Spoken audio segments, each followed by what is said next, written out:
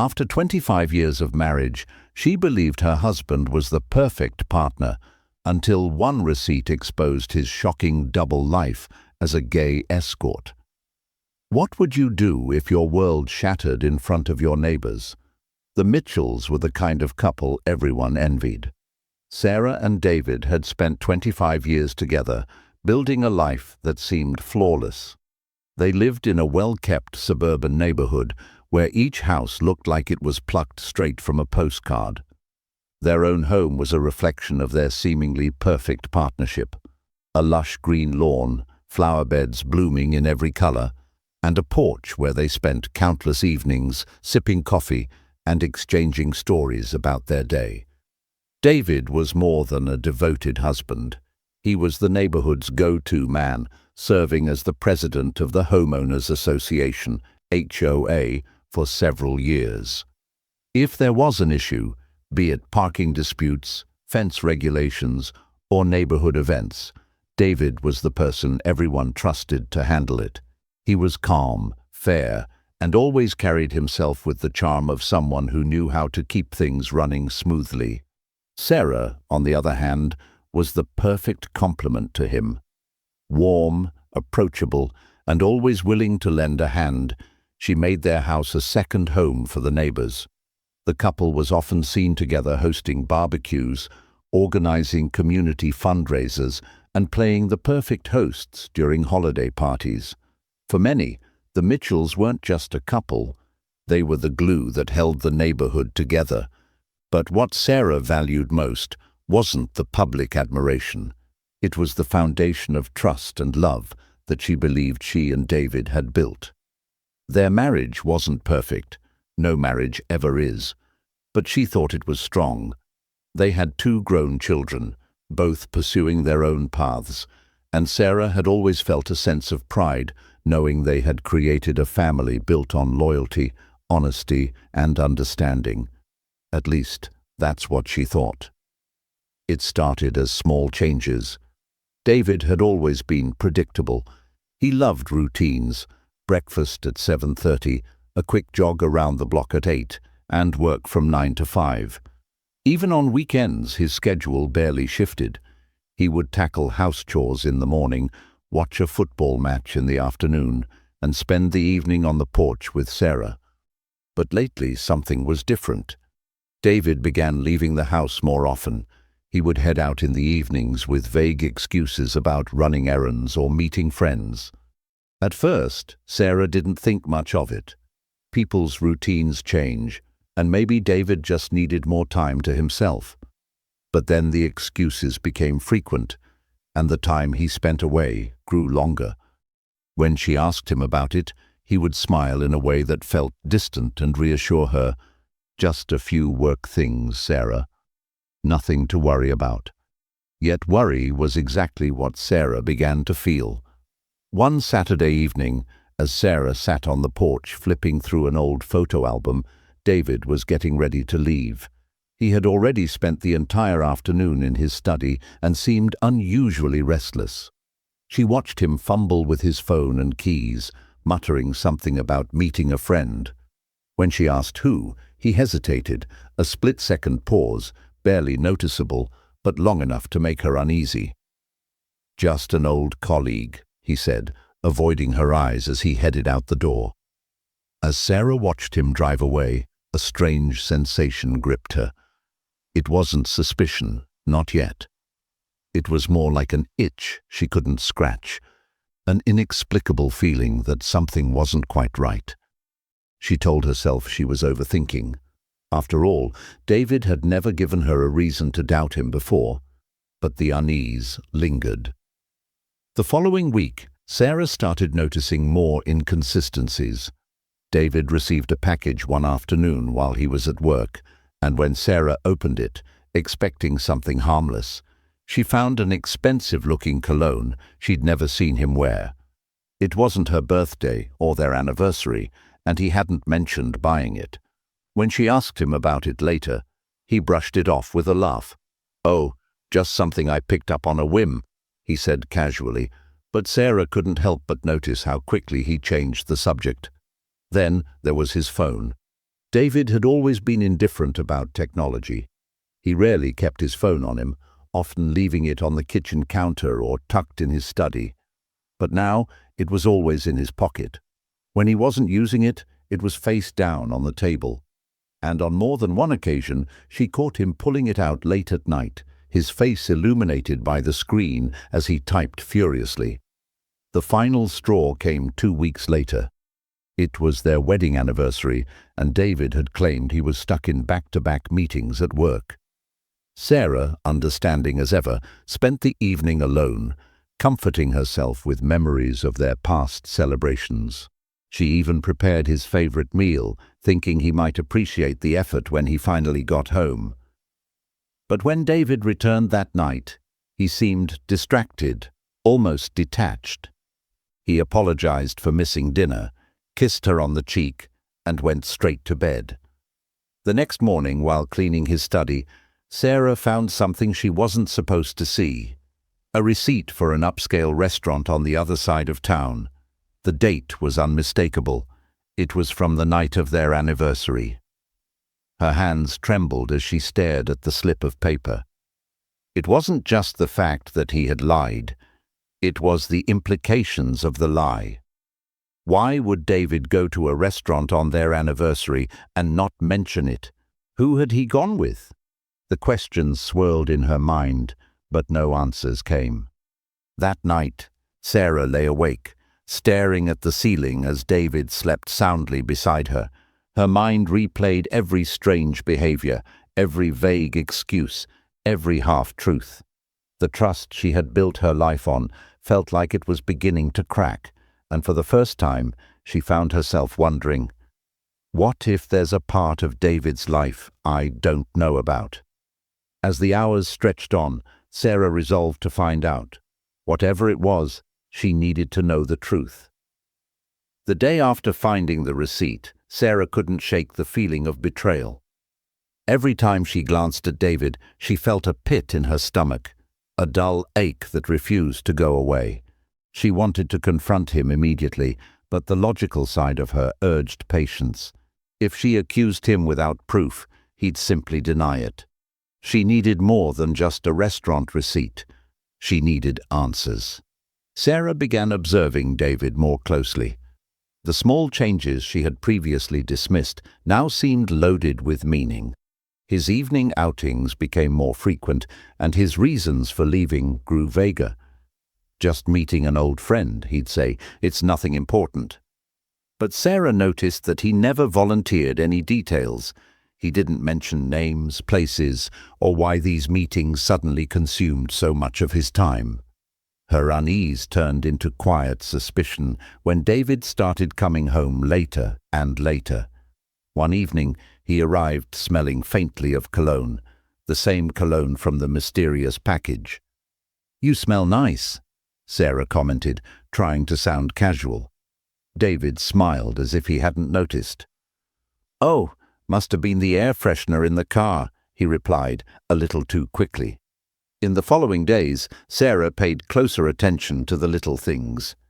David's phone, once an afterthought, was now practically glued to him. He carried it everywhere, even into the bathroom. Whenever it buzzed, he would glance at the screen and quickly silence it. When Sarah asked why he was suddenly so attached to his phone, he laughed it off. "Work's just been hectic lately," he said, his tone light, but Sarah could see the tension in his eyes. Her first real clue came on a Friday evening. David had left earlier than usual, claiming he needed to catch up on some work files at the office. Sarah spent the evening cleaning the house, trying to distract herself, but her thoughts kept drifting back to him. Around 9 p.m., she decided to text him, asking when he'd be home. "Soon," was his only reply. But soon turned into another 2 hours. When David finally walked through the door, Sarah was waiting in the living room, her arms crossed. He froze for a moment, clearly surprised to see her still awake. "Hey," he said, forcing a smile. "You didn't have to wait up."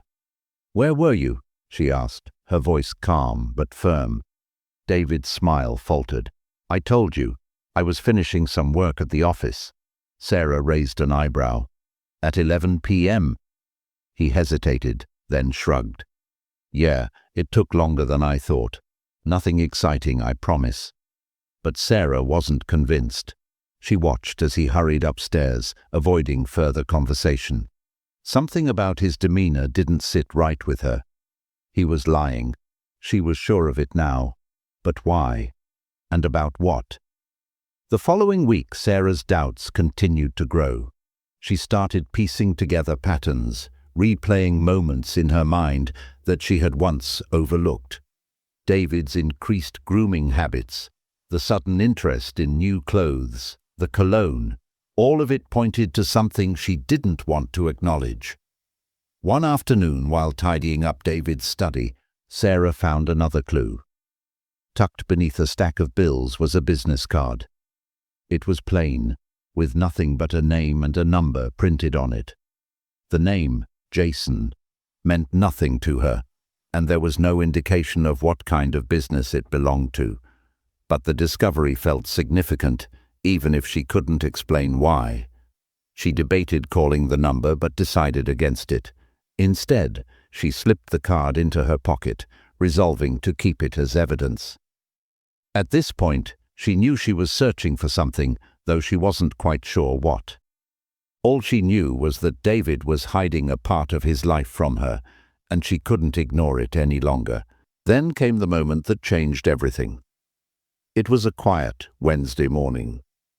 David had left early, saying he needed to run errands before heading to work. Sarah was sitting by the window, sipping her tea, when she saw something that made her stomach drop.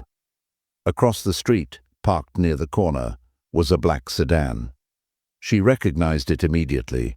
It was the same car David had been driving for the past few weeks. But David wasn't alone. Standing beside the car was a man Sarah had never seen before. He was tall, well-dressed, and laughing at something David had said. The two of them looked comfortable, almost familiar. Then, to Sarah's shock, the man reached out and touched David's arm, a casual, intimate gesture that made her heart race. Sarah quickly moved away from the window, her mind spinning. Who was this man? And why was David meeting him so early in the morning? She wanted to confront David right then and there, but she knew she needed to stay calm. She needed to gather more information. That evening, Sarah decided to test the waters. Over dinner, she brought up the topic casually. "So, what did you do today?" she asked, keeping her tone light. David didn't look up from his plate. Just the usual. Work, errands, nothing special. "Did you see anyone interesting?" she pressed. David's fork paused mid-air, but only for a moment. "Not really," he said, his voice steady. "Why?" Sarah shrugged, forcing a smile. "No reason, just curious." But inside, her suspicions hardened. David was lying to her again, and this time she was determined to find out why. The cracks in their marriage, once invisible, were now glaring. Sarah could feel the distance between them growing with each passing day. She knew that whatever David was hiding, it was bigger than she had imagined. And deep down, she feared that uncovering the truth might shatter everything she thought she knew about her husband and their life together. But she also knew she couldn't stop. She had to keep digging, no matter how painful the answers might be. Sarah's suspicions were no longer whispers in her mind. They were loud and relentless. The man by the car, the strange business card, the evasive answers, everything pointed to a deeper truth that David was determined to hide. The loving husband she had known for 25 years was becoming a stranger. But what was he hiding, and why? Her answer came one quiet afternoon. David was out, and Sarah found herself alone in the house, staring at the door to his study. It had always been his private space, a sanctuary she rarely entered. But today, something drew her to it. Her heart pounded as she stepped inside, the air heavy with the faint scent of his cologne. Sarah began sifting through the drawers methodically. She told herself she was being paranoid, that she wouldn't find anything incriminating. For a while, her search turned up nothing, just old receipts, work documents, and other mundane items. But then, tucked beneath a pile of outdated files, she found a small leather-bound notebook.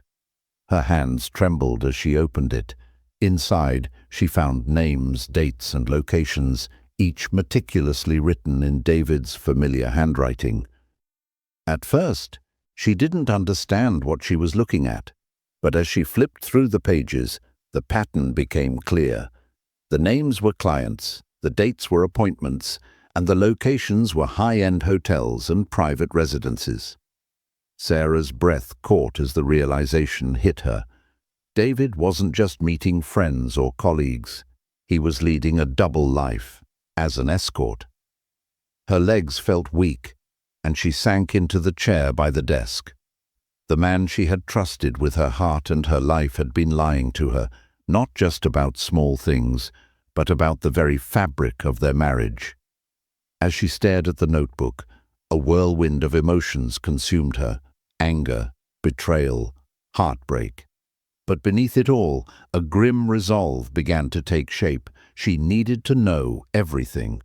Over the next few days, Sarah continued her investigation in secret. She kept the notebook hidden and began piecing together the details of David's double life. Using the names and numbers listed, she discovered that David had been living this secret life for years.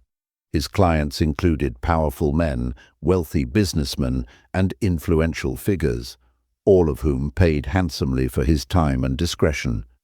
The pieces of the puzzle began falling into place: the expensive cologne, the late nights, the guarded phone, all of it suddenly made sense. But one question lingered in Sarah's mind. Why?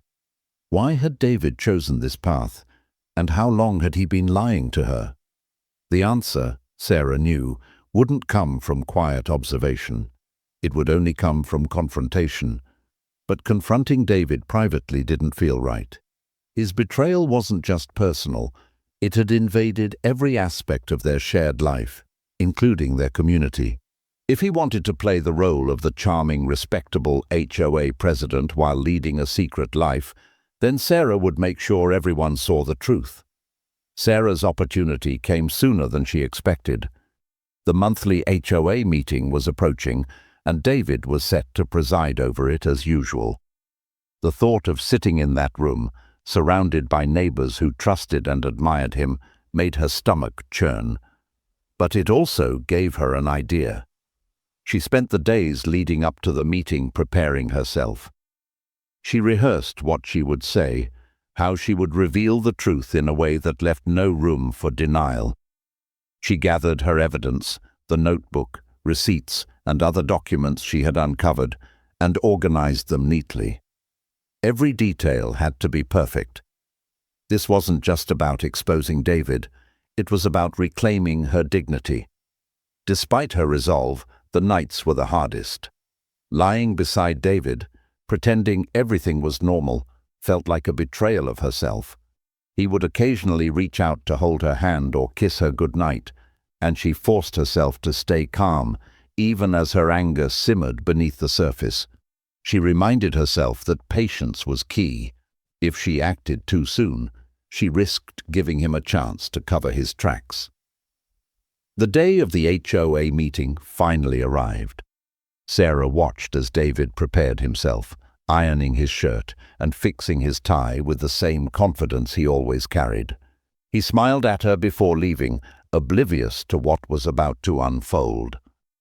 As soon as he was out the door, Sarah grabbed her bag, double-checked her evidence, and followed shortly behind. When she arrived at the community center, the room was already buzzing with conversation. Neighbors greeted her warmly, asking about her family and plans for the upcoming holidays. Sarah forced a smile, her mind focused on the task ahead. She scanned the room and found David near the front, chatting with a small group of people. He looked so comfortable, so composed. The sight of him made her stomach turn. The meeting began as usual, with David addressing minor issues about landscaping and parking. Sarah waited patiently, her heart pounding as she clutched the folder in her lap. When the meeting reached the open discussion segment, she raised her hand. David's face lit up when he saw her. "Sarah, go ahead," he said, his voice warm and encouraging, as if they were still the perfect team. Sarah stood slowly, her hands steady despite the storm raging inside her. "Thank you, David," she began, her voice calm but firm. "I have something important to share with everyone here." The room fell silent as Sarah stepped forward, the weight of her words hanging in the air. She paused for a moment, locking eyes with David. His smile faltered slightly, a flicker of uncertainty crossing his face. "What I'm about to say isn't easy," Sarah continued, her voice steady. "But I believe everyone here deserves to know the truth about the man you've all trusted." She opened the folder, holding up the notebook for everyone to see. "This," she said, her voice growing colder, "is a record of my husband's double life." The room was silent, save for the faint hum of the overhead lights. All eyes were on Sarah as she stood at the front of the room, clutching the notebook that held the evidence of David's secret life. For a moment, she felt the weight of the moment bearing down on her, but she steadied herself. This wasn't about her fear or hesitation anymore, it was about the truth. David's face, usually so composed and confident, had lost its color. His smile was gone, replaced by a look of unease as he stared at the notebook in Sarah's hands. He shifted in his chair, as if preparing to interrupt, but Sarah didn't give him the chance. "This notebook," she began, her voice sharp and unwavering, "documents years of deceit.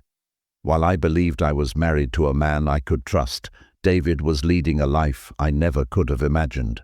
He wasn't just hiding things from me. He was hiding them from all of you." Gasps rippled through the room. Neighbors exchanged bewildered glances, some leaning forward in their seats to catch every word. David raised a hand, his voice trembling as he tried to speak. "Sarah, what are you—" She cut him off with a glare that froze him in place. "Don't," she said, her voice like ice. "You've had years to explain yourself. Tonight, I'm the one speaking." She flipped open the notebook, holding it up so everyone could see the pages filled with names, dates, and locations. "David has been working as an escort," she said, her voice clear and deliberate. The words hung in the air like a bombshell, and the room collectively held its breath. "Not only that, but his clients are other men." The room erupted. Some neighbors gasped audibly, while others whispered in hushed, shocked tones. The quiet respect and admiration David had always commanded evaporated in an instant, replaced by disbelief, and in some cases disgust. A few people looked at David, their expressions a mix of confusion and betrayal. David's face was a study in panic. His eyes darted around the room, searching for an ally, but there were none. His usual charm and quick thinking deserted him. "Sarah, stop this," he pleaded, his voice shaky. "You don't understand." "I understand more than you think," she shot back, her tone cutting. "I understand that while I was at home, trusting you, you were sneaking around. I understand that every time you left this house with an excuse, you were lying to me. And I understand that you've been using the respect of this community as a shield to hide your secrets." Sarah's words hit like a hammer, each one chipping away at the pristine image David had cultivated for so long. He tried to speak again, but his voice cracked under the pressure. "Sarah, please, this isn't the place." "Oh, it absolutely is," she said, cutting him off again. "This is the place where you've stood for years, pretending to be a man of integrity while you lied to me and everyone here. They deserve to know who you really are." The whispers among the neighbors grew louder. People were leaning into each other, their expressions a mix of shock and pity. Some glared at David, their trust in him shattered. Sarah took a deep breath, her hands steady as she held the notebook in front of her. She knew this wasn't just about exposing David, it was about reclaiming her voice after years of betrayal. "This isn't just about your secret life, David," she continued. "This is about the lies. The countless times you looked me in the eye and lied. The way you built your life on deception, hurting not just me but everyone who trusted you." She turned to the neighbors, addressing them directly. "You've all welcomed us into your lives. You've trusted David as a leader in this community. But trust is something he's never earned. Everything you thought you knew about him is a lie." A murmur of agreement passed through the room. People who had once admired David now looked at him with disgust. Sarah could feel the tide turning. For the first time in weeks, she felt a sense of control over her life, a power she hadn't known she needed. David stood abruptly, his face pale and his hands trembling. "Sarah, I'm begging you. Can we talk about this privately? Please don't do this." Sarah turned to him, her expression calm but resolute. "I begged for your honesty, David. I begged for your time, your attention, your trust. You ignored me. So no, this isn't going to happen privately. This is happening here, in front of the people you've lied to, because they deserve to see the truth." The room was silent again, the weight of her words hanging heavy in the air. David looked around helplessly, his carefully constructed life crumbling before his eyes. For a moment, Sarah almost felt sorry for him. But then she remembered the years of deceit, the lies, and the humiliation. Any pity she might have felt dissolved into resolve. She closed the notebook and placed it on the table in front of her. "I'm done hiding for you," she said, her voice steady. "You can explain yourself to them if you want, but I'm finished." With that, Sarah turned and walked out of the room, leaving behind the gasps, whispers, and stares. For the first time in years, she felt free. Free from the lies, the betrayal, and the weight of pretending everything was fine. She knew the road ahead wouldn't be easy, but it would be hers to walk, unburdened by David's secrets. The air in the meeting room was thick with tension after Sarah's departure. Neighbors, who had moments ago been exchanging pleasantries and chatting about garden maintenance, were now murmuring in hushed, urgent tones. Some sat in stunned silence, while others openly stared at David, their faces a mix of shock, pity, and judgment. The once respected HOA president now looked like a man stripped of his armor, exposed and vulnerable under the weight of his wife's revelations. David stood frozen in place, his gaze fixed on the notebook Sarah had left behind. He didn't dare pick it up.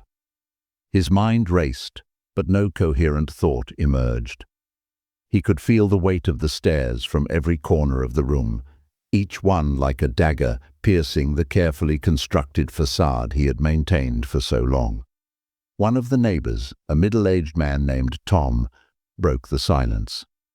"David," he said cautiously, his voice heavy with discomfort, "is what she said true?" David opened his mouth, but no words came out. His throat felt dry, and his chest tightened as if the walls were closing in around him. He looked up, meeting Tom's gaze for only a moment before averting his eyes. "It's complicated," he mumbled, his voice barely audible. "Complicated?" Another neighbor, Lisa, repeated incredulously. "She just said you've been living a double life. That's not complicated, it's deceitful." The murmurs grew louder, emboldened by Lisa's words. David looked around, his composure crumbling further with each passing second. He tried to speak again, to salvage what little dignity he had left, but the room's collective judgment made it impossible. He had always been the one in control, the one people turned to for guidance. But now he was powerless. Outside the community center, Sarah sat in her car, gripping the steering wheel tightly. Her hands were steady, but her heart raced. She had imagined this moment for days, replaying it over and over in her mind, but nothing could have prepared her for the reality of it. The looks on their faces, the sound of her own voice cutting through the silence. It was both liberating and terrifying. She took a deep breath, trying to calm the storm of emotions swirling within her. Anger, sadness, relief, and even guilt all fought for dominance. Part of her felt like she had done the right thing, exposing David for who he truly was. But another part of her, the part that still remembered the man she had fallen in love with, wondered if she had gone too far. But then she thought about the years of lies, the nights she had spent waiting for him to come home, the trust he had shattered. She thought about how he had taken her loyalty and used it as a shield for his deceit. No, she told herself firmly, he had done this to himself. Back inside, the fallout was spiraling. David finally mustered the courage to speak, raising his hands in a feeble attempt to quiet the room. "Look," he began, his voice shaky. "I know this is a lot to take in, but there's more to the story than what Sarah said. I made mistakes, yes, but—" "Mistakes?" Lisa cut him off, her voice sharp. "David, this isn't about forgetting to take out the trash. This is about you lying to your wife and to all of us for years. How are we supposed to trust you after this?" A few heads nodded in agreement, and David felt the ground beneath him shift even further. He was grasping at straws, trying to find a way to explain himself without admitting the full extent of his actions. But there was no way out. The evidence Sarah had presented was undeniable. Tom, who had always been one of David's staunchest supporters, stood up and crossed his arms. "David, I don't know what to say. We've known you for years. We trusted you. And now, I don't even know who you are anymore." The weight of Tom's words hit David like a blow to the chest. He looked around the room, searching for anyone who might come to his defense, but found none. The neighbors who had once respected and admired him now saw him as a fraud, and there was nothing he could say to change that. As the meeting broke up, the neighbors left in groups, whispering to one another as they passed David. Some avoided looking at him altogether, while others gave him cold, pointed stares. The room, once lively and warm, now felt oppressive and empty. David remained seated, staring blankly at the notebook on the table. His mind was a whirlwind of regret and panic. He had always known this day might come, but he had convinced himself he could keep his secrets buried forever. Now, the life he had built, his reputation, his marriage, his standing in the community, was in ruins. When the last of the neighbors filed out, David finally rose from his seat. He walked out of the community center and into the cool night air, his footsteps heavy. He saw Sarah's car parked across the lot, but she didn't look at him. She simply started the engine and drove away, leaving him alone in the darkness. At home, Sarah sat on the edge of their bed, staring at the neatly made sheets that now felt unfamiliar. The house was silent, save for the hum of the refrigerator in the kitchen. It was the same house she had shared with David for over 2 decades, but it no longer felt like home. It felt like a place filled with shadows and memories of a life that was no longer hers. She picked up the notebook from her bag and flipped through it one last time. The names, the dates, the lies. They were all there, staring back at her. With a deep breath, she closed it and placed it in a drawer. She didn't need it anymore. The truth was out, and there was no taking it back. For the first time in weeks, Sarah felt a strange sense of calm. The storm had passed, and though the damage was immense, she knew she had made the right choice. David's lies had consumed her life for too long. Now she could finally begin to move forward. As Sarah sat in the quiet of her bedroom that night, the weight of the evening began to settle on her shoulders. She stared at the notebook in the drawer, knowing she no longer needed to open it. The damage was done, the truth revealed, and the man she thought she had known for 25 years was now a stranger. She thought back to the faces of her neighbors during the meeting, the shock, the betrayal, the pity. It had been one of the hardest things she had ever done, standing in front of those people and exposing the truth. But it had also been liberating. For the first time in weeks, she felt as though she could finally breathe. David returned home late that night. Sarah heard his footsteps as he entered the house, quiet and hesitant, as if he were afraid to disturb the silence. She didn't move from the bedroom. She couldn't bring herself to face him yet. Instead, she listened as he paced downstairs, likely replaying the night's events in his mind. Eventually, the house fell silent again. The next morning, David approached her cautiously. His face was pale, and his eyes were rimmed with exhaustion. He stood in the doorway of their bedroom, clutching the frame as though it were the only thing keeping him upright. "Sarah," he said softly, his voice laced with regret. "I don't know how to begin apologizing." She met his gaze, her expression calm but unreadable. "Don't," she replied, her tone firm. "There's nothing you can say that will change what you've done." He took a hesitant step forward, but she raised a hand to stop him. "I need time," she said, "and I need space. You've been lying to me for years, David. You didn't just betray me, you betrayed our family, our friends, and the life we built together. I don't think I can ever forgive that." David nodded slowly, the weight of her words sinking in. "I'll give you the space you need," he said quietly. "But please, Sarah, just know that I'm sorry. For everything." Without another word, he turned and left the room. Sarah listened as he packed a bag and walked out the front door. When she heard his car pull away, a strange sense of relief washed over her.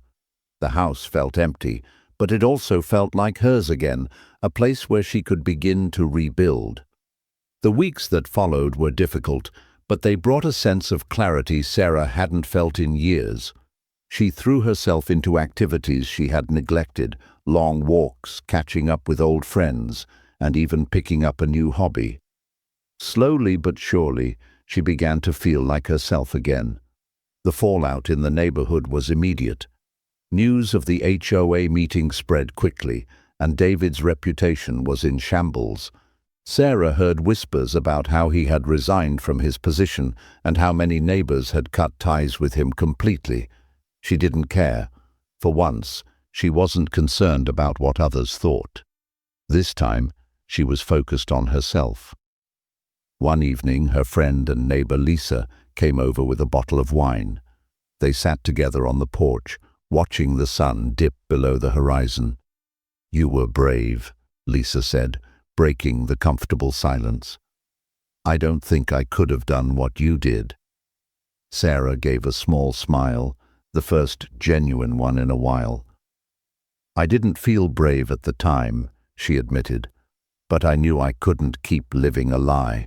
It wasn't just about exposing him, it was about reclaiming my life." Lisa nodded, raising her glass. "To new beginnings," she said.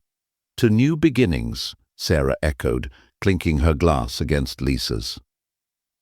As the months passed, Sarah found herself reflecting less on the betrayal and more on the lessons it had taught her.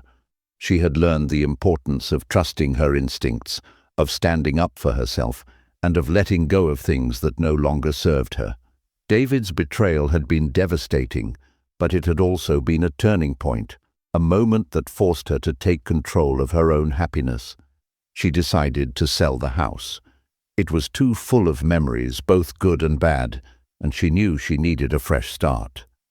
She found a smaller home on the other side of town, a cozy place with a garden that she could make her own. It wasn't the life she had imagined for herself, but it was a life she could rebuild on her terms. On the day she moved in, Sarah stood in her new living room, surrounded by boxes and bare walls. The house was quiet, but it didn't feel empty. It felt like a blank canvas, a chance to start over. She picked up a paintbrush and began to paint the walls, each stroke a step toward healing. David reached out to her a few times, but Sarah kept her distance. She didn't need closure from him. She had found it within herself. The last time he called, she let it go to voicemail. His message was short and full of regret, but she didn't listen to the whole thing. She deleted it halfway through, knowing that his words no longer held any power over her. In the end, Sarah realized that the betrayal wasn't the end of her story. It was a chapter, a painful one, but a necessary one. It had shown her the strength she didn't know she had, and the resilience she would carry with her into the future. As she sat in her garden one morning, sipping tea and watching the sunlight dance across the flowers, Sarah felt a sense of peace she hadn't known in years. She had lost a lot, but she had gained something even more valuable: freedom. And for the first time in a long time, she was truly unapologetically happy.